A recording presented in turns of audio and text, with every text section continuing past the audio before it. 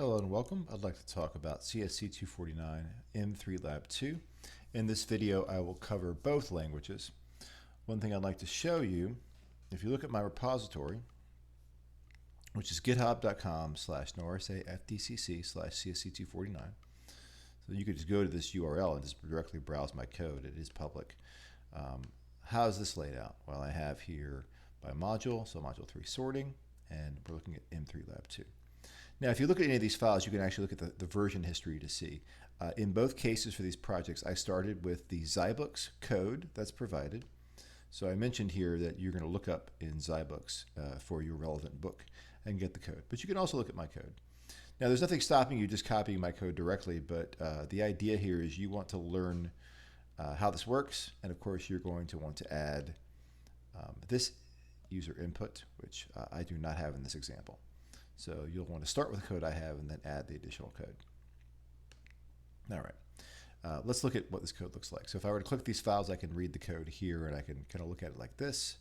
If I wanted to hit raw, I can see the full file, which I could download, and you're welcome to do that.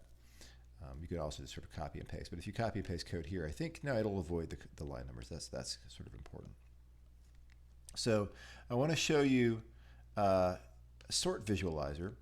Now, when you play this on your own machine, it will make an annoying little noise as it sorts, which I think is not going to show up in this video. It should be muted. If it does beep, I apologize.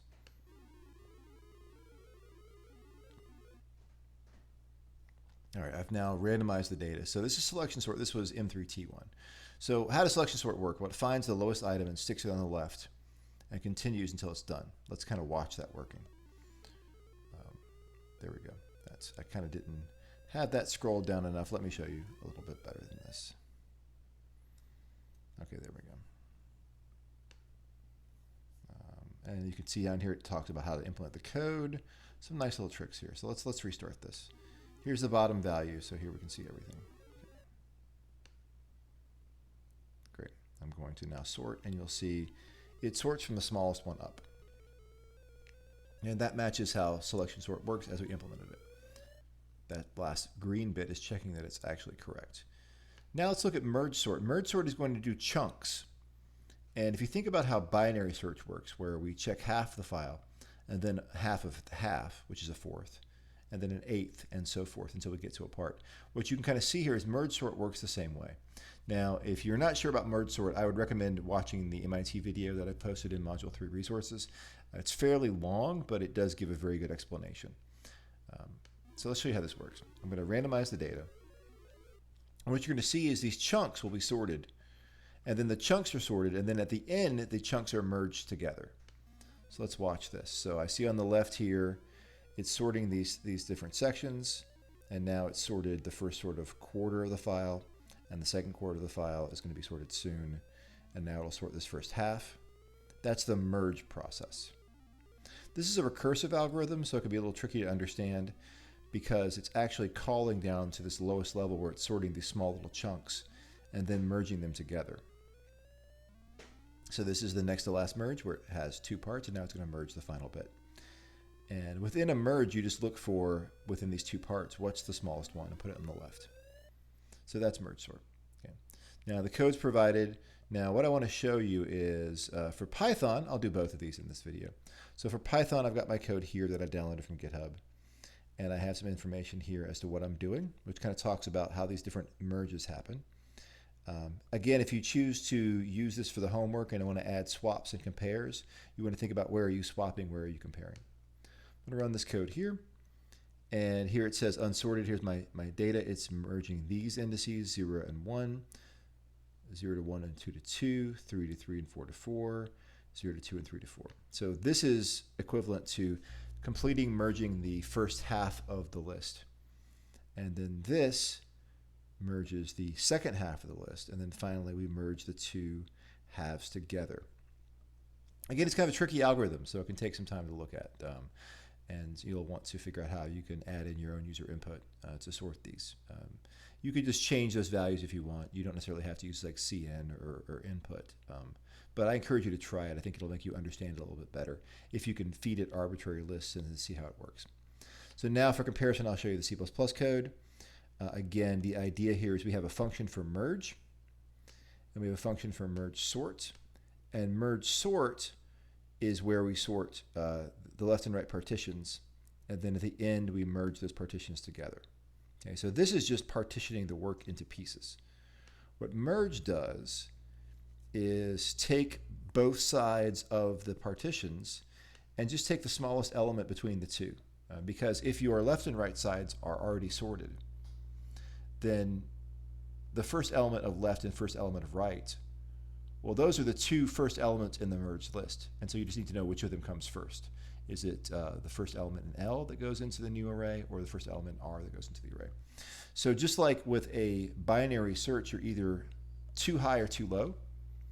You're picking the left or the right. And so now here for a merge sort, you're picking the left or the right. I'm going to run this to show you what it looks like, again, with some debug information. This is kind of a tricky algorithm. So again, as long as you get it working, you're going to be good. You know, you can either add in some debug instrumentation or add in user input. And if you can't get that, if you can just get the raw code, I can live with that. But I would like you to try to add more code to it. And again, you can see here, you know, it's showing unsorted and sorted. Okay.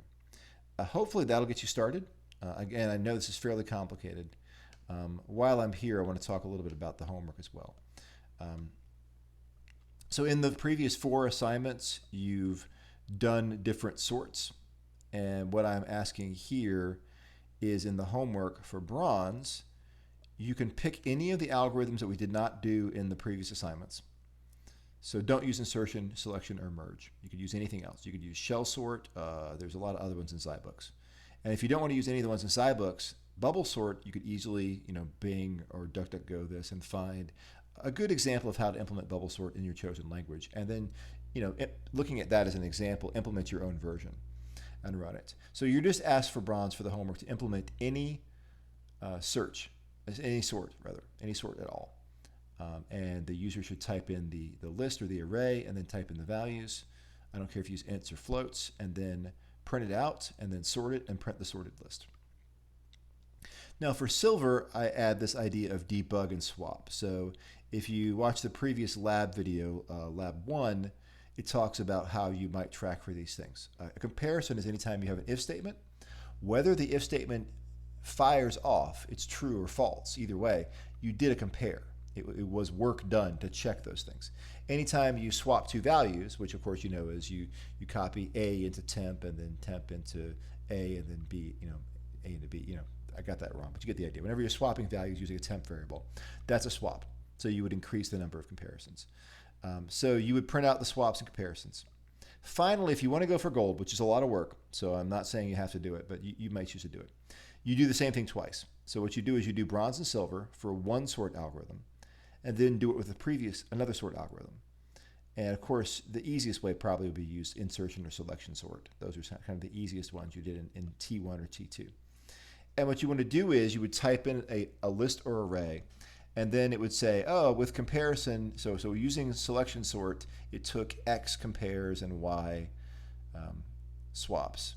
And using bubble sort, it took Z compares and A swaps to find out which of them is more efficient.